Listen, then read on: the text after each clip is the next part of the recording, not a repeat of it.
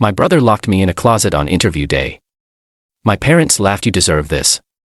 Hey Reddit, I was 22 when I realized my family didn't just play favorites, they weaponized them. The day before my dream job interview, I was ironing my one good blazer in the living room of our cramped two-bedroom apartment, trying to stay focused. It wasn't a glamorous place, but after 3 years of college and 2 jobs, I'd earned this chance, a shot at an assistant project manager role at a top engineering firm downtown. It was the kind of break people like me didn't get, especially not in this house. My brother, Mason, got everything handed to him, a MacBook Pro when he needed it for music production, a car when he said commuting was too hard. Meanwhile, I'd been patching my sneakers with super glue and stitching holes in my thrift store jackets, but none of that mattered now. Tomorrow was going to change everything. I stayed up late rehearsing my responses, printing extra copies of my resume, and laying out my documents in a neat folder on the kitchen table. I even skipped dinner, couldn't afford the risk of being tired or bloated. Every detail had to be perfect. Then came the morning. I woke up to a strange silence, no noise, no yelling, no TV blaring, just stillness. I padded into the hallway in socks and noticed something odd. My folder was gone from the table. I rushed to the kitchen, empty. I looked in the trash, nothing. I turned toward Mason's door. It was ajar. And there, on his desk, was my folder, with coffee spilled across the cover. I picked it up, trembling, every page soaked. "Mason!" I screamed. He waltzed out of the bathroom, shirtless, earbuds in. "Chill out, Jess. It's just paper. You got a printer, don't you?" This was my only copy of my diploma. I cried. My letters of recommendation. The originals. He rolled his eyes. "Wow, so dramatic. Maybe if you didn't act like you're better than everyone." "I never did anything to you," he smirked. "Exactly, that's the problem." I turned to leave and print whatever I could salvage. But that's when he shoved me. Hard. "Hey," I shouted. "What's your problem?" I said, "Stay out of my room," he growled. And before I could react, he yanked me by the arm and shoved me into the coat closet across the hall. I hit the wall. Hard. My shoulder cracked against the shelves. The door slammed. I heard a click, the lock from the outside. "Mason." I banged. "Mason, open the door." Nothing. I screamed again, louder. My interview was in less than 90 minutes. My phone was on my bed. My watch was still charging. The only thing in that closet was winter coats and the stench of mothballs. 10 minutes passed, then 20. Then I started to panic. The air was thick. My throat burned from yelling. My palms were wet with sweat. My knees were shaking.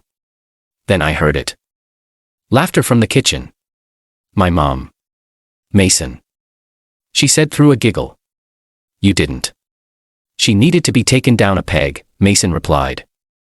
I pounded on the door. "Mom. Mom. I'm in here."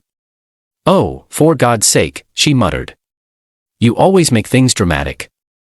Your brother's under pressure, too." "I have a job interview," I screamed. "Let me out." There was silence.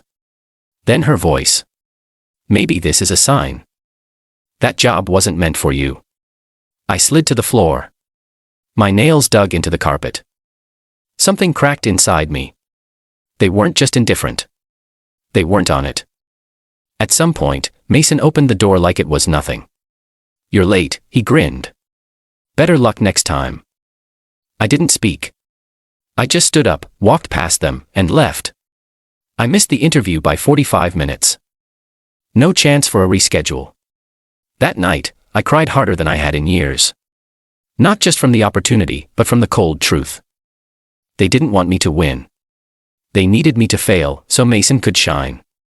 I stopped talking to them that week, moved in with my friend Tara, who let me crash on her pullout for a month while I worked temp jobs. I built my resume back from scratch, took freelance gigs no one else wanted, spent nights applying to roles I knew were long shots. But I didn't stop, because I swore to myself, if they wanted to bury me, I'd become the seed, and what grew next would blow their minds. 2 years passed. Not one call. Not one apology.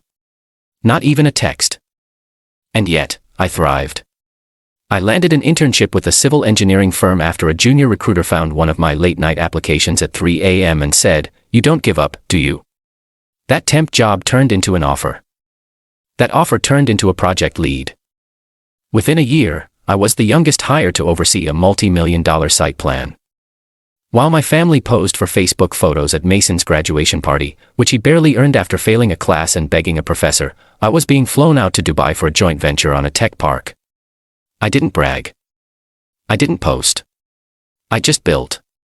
Silently. Relentlessly. And yet, the past always finds a way back. It happened on a random Tuesday. I was sipping coffee in my glass-walled office when an internal email popped up. New candidate shortlist, project coordinator interview round. My eyes skimmed the names. And then I froze. Mason Trent. I blinked. It had to be a coincidence. A common name, right? I clicked his resume. Nope. Same age. Same college. Same smug photo. He had applied to my company. Not just that, to a role on my team. My jaw clenched. The audacity. I picked up my phone and dialed HR. "Hi, I'd like to personally sit in on the final round with a candidate who listed me as a reference," I said. Total lie. But they didn't blink. Next morning, Mason walked into the conference room, wearing a wrinkled shirt, cheap cologne, and that same self-important smirk. He didn't recognize me at first. My hair was darker now. My suit. Sharp, clean. No stammer in my voice. No shame in my spine. "Good morning," I said, coolly. He froze. "Jess." I tilted my head. "It's Jessica now. Please have a seat." He stammered. "You work here." I glanced at the folder. Lead project consultant. "This is my department." He laughed awkwardly. "Wow. Small world." "Smaller than you think," I said. I asked him every technical question I could muster. Blueprint analysis, timeline balancing, stress point modeling. He fumbled through half of them. By the end, the hiring manager whispered to me, "He's not ready." I nodded. Before Mason left, I stood up. "One more thing," I said, handing him a paper. "Your resume said you interned at Turancon. I worked with their vice president last month. He says he's never heard of you." His face went pale. Maybe I used a different name." I leaned in. "You used my name. You stole my recommendation letter from Mom's drawer and forged it." "How did you?" "Because I wrote it for myself 2 years ago." He swallowed hard. "Jess, look. I didn't mean to. To trap me in a closet," I said. "Or to laugh while I screamed. You and Mom and Dad. You thought that was funny." He looked away. "I don't want your apology," I said. "I want you to understand something." He looked up. "You didn't just try to ruin my interview. You tried to erase my future. And now, by some cruel irony, you walked into the one company where I write the checks." He stood fuming. "This isn't over." "Oh, I know," I said, smiling. "Because the job he tried to get, I've just offered it to someone else." His jaw twitched. "Who?" "Me," I said. He blinked. "I created a new hybrid role this week. One level above what you applied for. With a bigger title. More pay. You created it." "I've earned the right to," I said. "That's what people do when they build instead of break." He stormed out without another word. I didn't follow. But that day, I realized something even more important. The best revenge isn't a job. It's power. Silent, earned, and permanent. 3 weeks passed. Then came the call. "Jessica, it's Mom." The voice croaked. "Your brother's been rejected by 6 companies in a row. He's depressed. He said you humiliated him." I sat quietly in my downtown apartment, sipping tea. The skyline glowed behind me. Success had a strange silence to it. One filled with peace, not applause. "I didn't humiliate him," I said calmly. "He did that himself." Mom sighed. We just thought maybe you could recommend him. Help him out. I paused. Like how you helped me out, I asked. By locking me in a closet and laughing while I screamed. That was years ago, she snapped. Let it go. You never apologized. We didn't think you'd take it so seriously. It was just he was stressed. He needed the job more than you. That sentence echoed in my mind. The same excuse. The same betrayal. Why do you keep protecting him? I asked. Because he's fragile. He's not like you. You were always the strong one. No, I replied. I was just the quiet one. The one who swallowed pain while you clapped for the one who caused it. You're being cruel, she whispered. No, I said. I'm being fair. Click. I hung up, but it didn't end there. 2 days later, a hand-delivered letter arrived at my office. My father's handwriting, shaky, angry. We raised you. We made sacrifices. The least you can do is help your brother get back on his feet. You owe us. I laughed bitterly. Oh. They owed me 4 years of sleep. The self-esteem I had to rebuild alone. The rent I paid with bruised fingers and unpaid internships. Still, I wrote back. Not a letter, a check, but not to them. To the nonprofit I helped launch, Second Window, a mentorship fund for young professionals who were overlooked, betrayed, or gaslit by their families. On the memo line, I wrote, for every girl locked in a closet while the world called her selfish. But I wasn't done.